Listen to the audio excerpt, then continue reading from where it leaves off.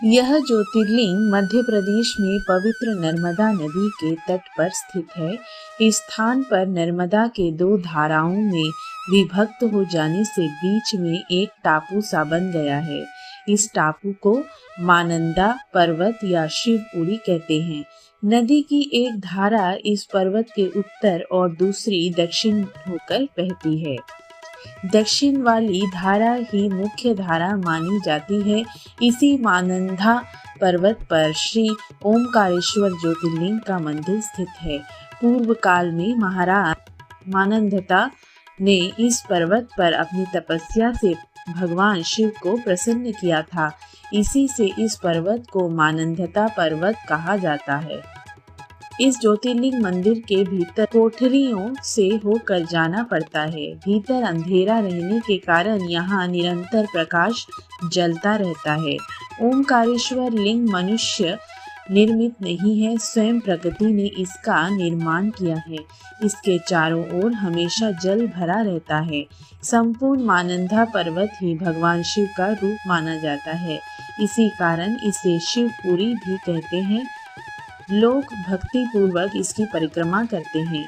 कार्तिकी पूर्णिमा के दिन यहाँ बहुत भारी मेला लगता है। यहाँ लोग भगवान शिव जी को चने की दाल चढ़ाते हैं।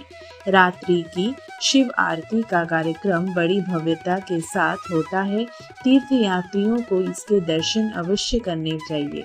इस ओमकारेश्वर ज्योतिर्लिंग के दो स्वरूप हैं। ममलेश्वर के नाम से जाना जाता है। यह नर्मदा के दक्षिण तट पर ओमकारेश्वर से थोड़ी दूर हटकर है। पृथक होते हुए भी दोनों की गणना एक ही में की जाती है। लिंग के दो स्वरूप होने की कथा पुराणों में इस प्रकार दी गई है कि एक बार विंध्य पर्वत में पार्थिव अर्चना के साथ भगवान शिव की 6 मास तक कठिन उपासना की। उनकी इस उपासना से प्रसन्न होकर भूत भावन शंकर जी वहां प्रकट हुए। उन्होंने विनोवंचित वर प्रदान किए।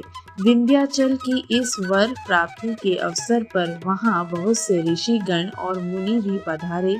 उनकी प्रार्थना पर शिव जी ने अपने ओमकारेश्वर नामक लिंग के 2 भाग किए। एक का नाम ओमकारेश्वर और दूसरे का अमलेश्वर पड़ा। दोनों लिंगों का स्थान और मंदिर पृथक होते भी दोनों की सत्ता और स्वरूप एक ही माना गया है। शिव पुराण में इस ज्योतिर्लिंग की महिमा का विस्तार से वर्णन किया गया है। श्री ओमकारेश्वर और श्री ममलेश्वर के दर्शन का पुण्य बताते हुए नर्मदा स्नान के पावन फल का भी वर्णन किया गया है। प्रत्येक मनुष्य को इस क्षेत्र की यात्रा अवश्य ही करनी चाहिए। लौकिक पारलौकिक दोनों प्रकार के उत्तम फलों की प्राप्ति भगवान ओमकारेश्वर की कृपा से सहज ही हो जाती है।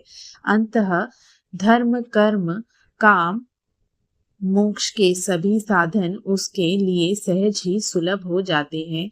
अंततः उसे लोकेश्वर महादेव भगवान शिव के परम धाम की प्राप्ति भी हो जाती है। भगवान शिव तो भक्तों पर अकारण ही कृपा करने वाले हैं। फिर जो लोग यहाँ आकर उनके दर्शन करते हैं, उनके सौभाग्य के विषय में क्या ही कहना चाहिए। उनके लिए तो सभी प्रकार के उत्तम पुण्य मार्ग सदा सदा के लिए खुल जाते हैं।